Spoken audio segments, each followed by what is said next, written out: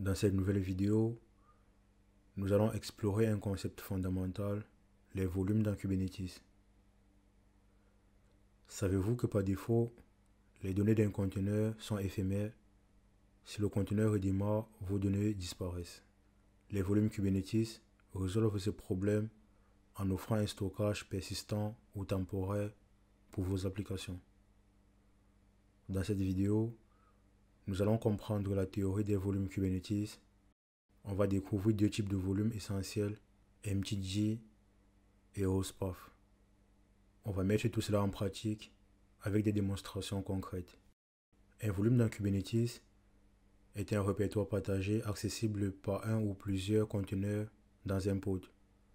Contrairement au stockage éphémère d'un conteneur, les volumes permettent de persister les données après la suppression d'un conteneur. Aussi de partager des données entre conteneurs dans un même pod. Il existe plusieurs types de volumes, mais dans cette vidéo, nous allons nous concentrer sur MTG, un volume temporel lié au cycle de vie du pod, et hostpath, un volume qui monte un répertoire de nœuds directement dans le pod. Commençons par MTG. Ce volume est créé quand un pod est démarré et supprimé quand le pod est terminé. C'est parfait pour partager des données entre conteneurs dans un même pod. On va créer un fichier YAML et on va créer un pod avec deux conteneurs.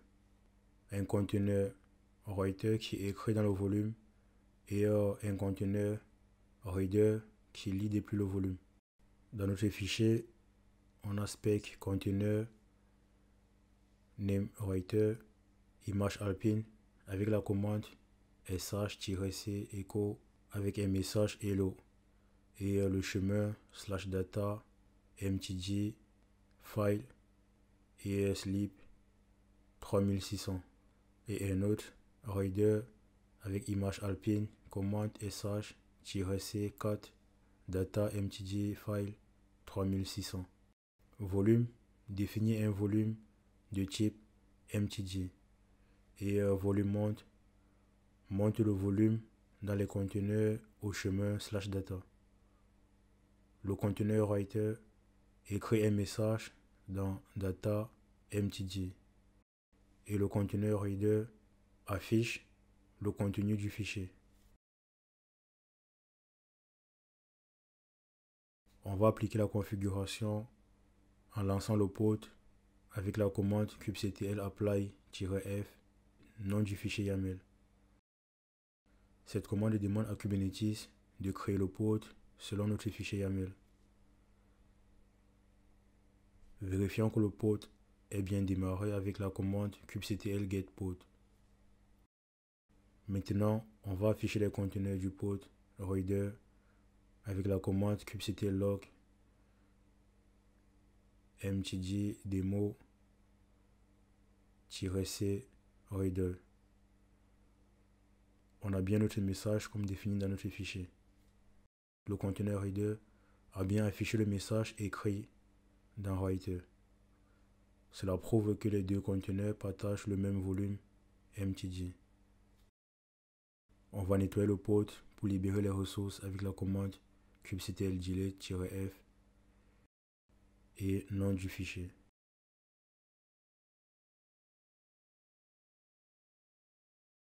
Passons à hostpath, qui permet de monter un répertoire de nodes worker dans le pod. C'est utile pour accéder à des fichiers spécifiques de l'hôte, comme par exemple des logs ou encore des configurations. On va préparer le répertoire sur l'hôte.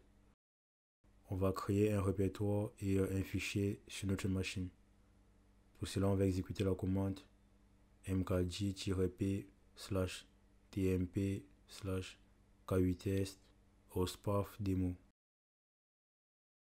Echo, on va mettre un message et /tmp k8s hostpath demo, on va l'insérer dans le fichier hostpath file. mkg-p crée le répertoire et les parents si besoin. Et echo écrit un message dans le fichier. On va créer le pod avec hostpath. On va définir un fichier host path, monte le répertoire de l'hôte dans le pod. Avec path, run desktop, c'est le chemin spécifique à Docker Desktop. Le chemin varie selon l'environnement. Ici, nous utilisons Docker Desktop pour Windows.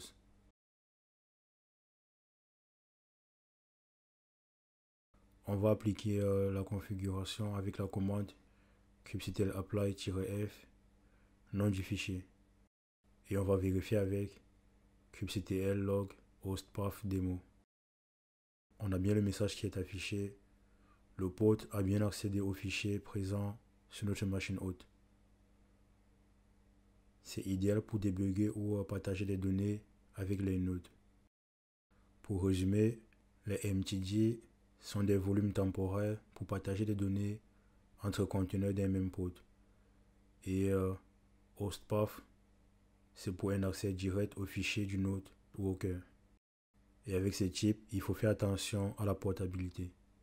Ces volumes sont la base pour gérer le stockage dans Kubernetes.